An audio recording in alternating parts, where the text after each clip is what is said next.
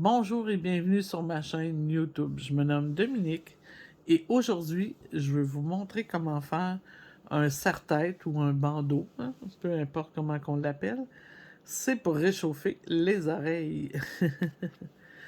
J'ai travaillé avec une laine que vous pouvez vous procurer sur ma boutique en ligne. Elle s'appelle la Diamond Luxury Impression, vendue en 50 grammes. Ici, la composition 50% laine, 25% superfine alpaga et 25% de viscose. Vraiment une laine qui est très très douce.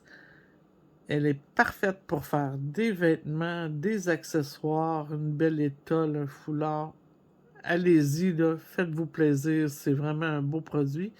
Et le tweed est très à la mode cette année, hein.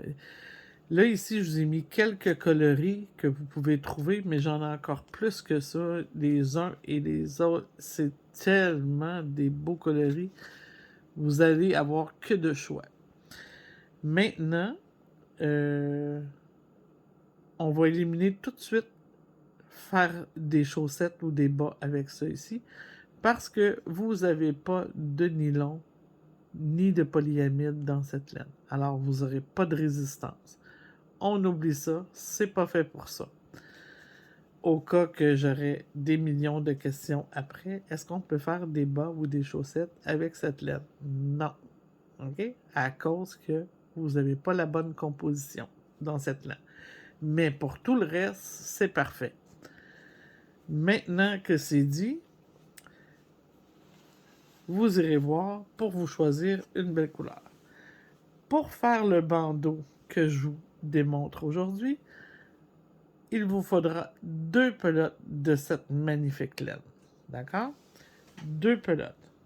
Ici, j'en ai pas utilisé les deux complètement, mais j'ai un petit secret à vous faire. Bientôt, dans une prochaine vidéo, j'ai un autre accessoire qui va venir terminer ce kit. D'accord? Et ça sera une petite surprise, mais vous allez adorer. Et ça va vous garder au chaud, ça aussi. Maintenant, on y va. Pour faire mon bandeau, j'ai besoin de travailler un tube.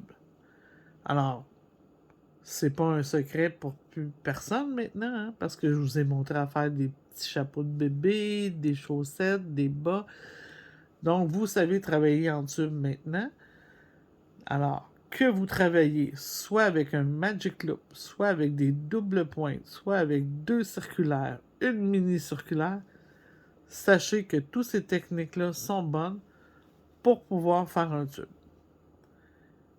Il vous faudra seulement la patience de le confectionner. Alors, 60 mailles.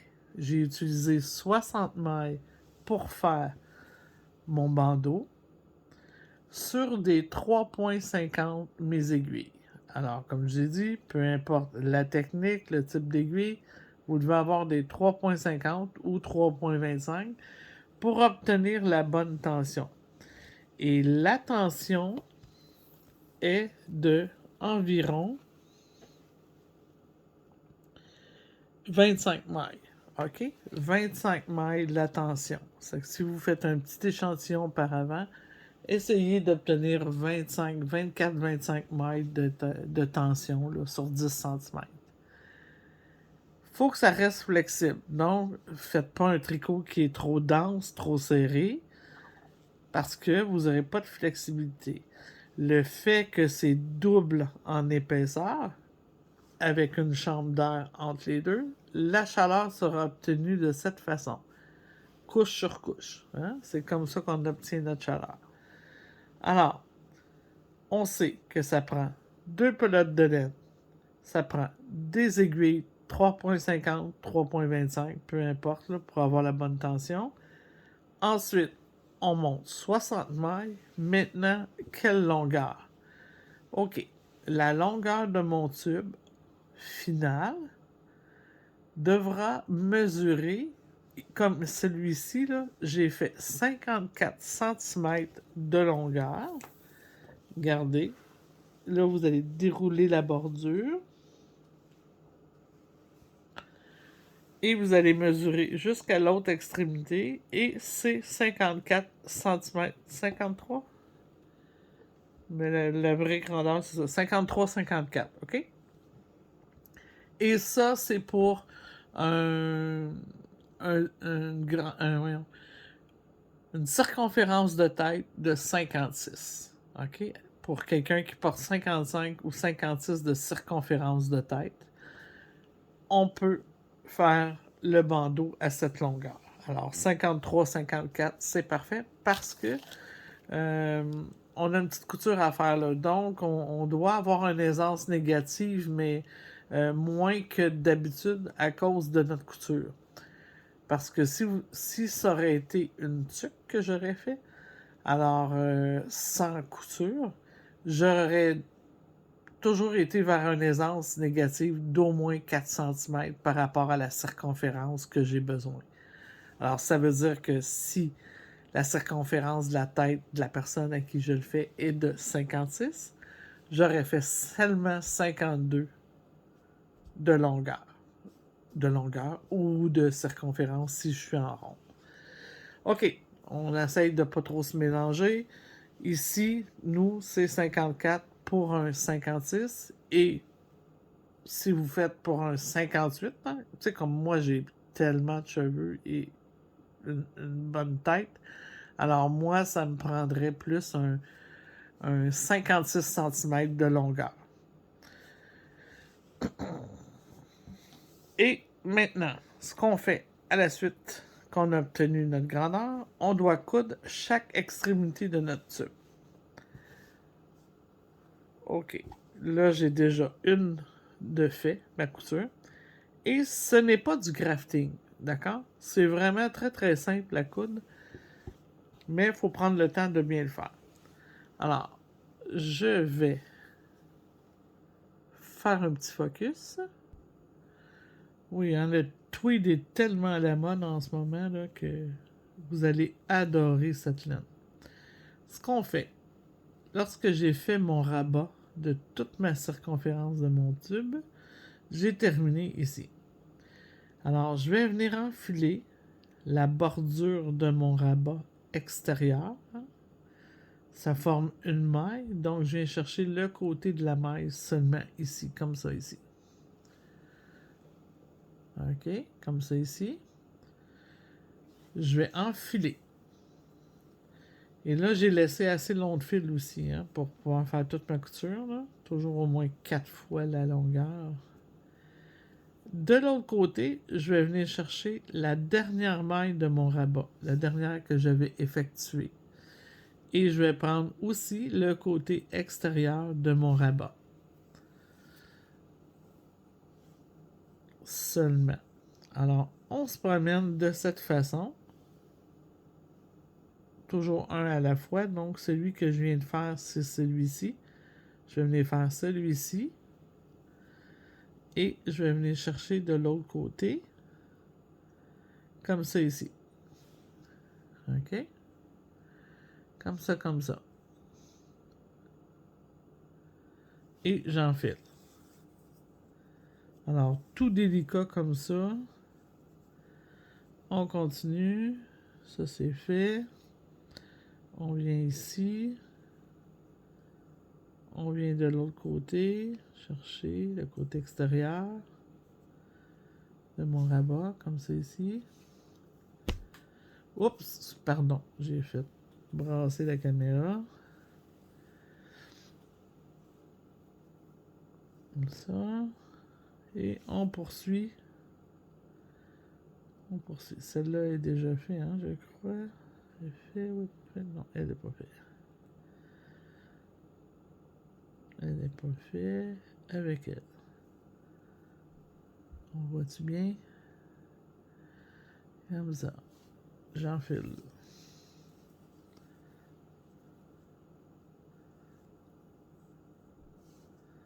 On poursuit celle-ci avec celle-là. Et là, il n'y a pas de drame là, si jamais vous en sautez un. Mais essayez de vous appliquer là, parce que plus elle va être faite égale, ben plus votre décoration qu'on va faire avec la couture va être égale. Alors, on poursuit jusqu'au bout, hein, la couture de cette façon, jusqu'à la fin ici.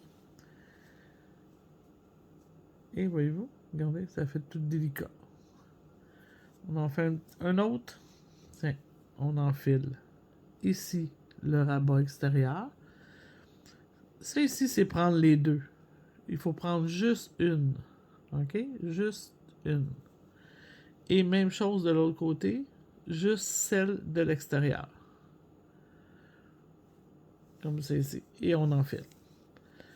Alors, je ferme la caméra, je termine ça, puis après, on va faire de la magie. OK, lorsque vous avez terminé votre couture, qui va ressembler à ça ici, n'oubliez pas, il faut fermer les deux côtés. On va venir prendre le côté droit et le côté gauche opposé, celui de droite en bas et celui de gauche en haut. On va venir les placer un sur l'autre comme c'est ici. D'accord? Je recommence comme ça. Je viens les joindre comme ça ici. Et on les centre comme il faut. On va prendre le côté extérieur de droite et on va venir le rabattre ici.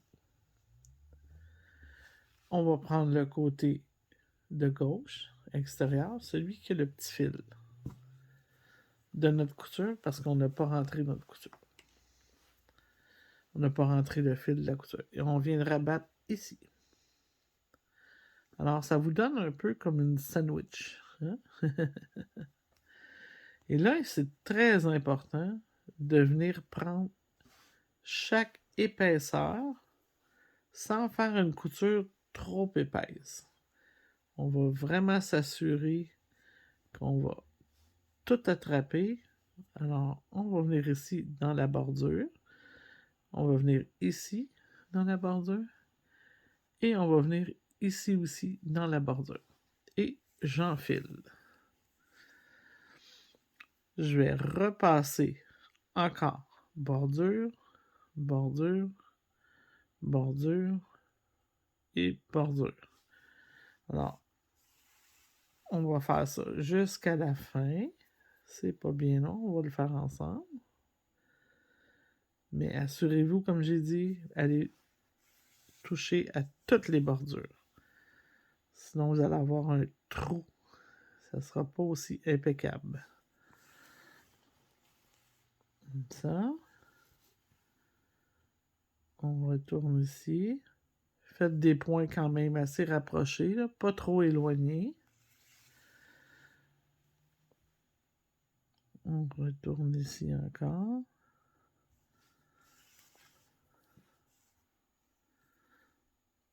Encore ici.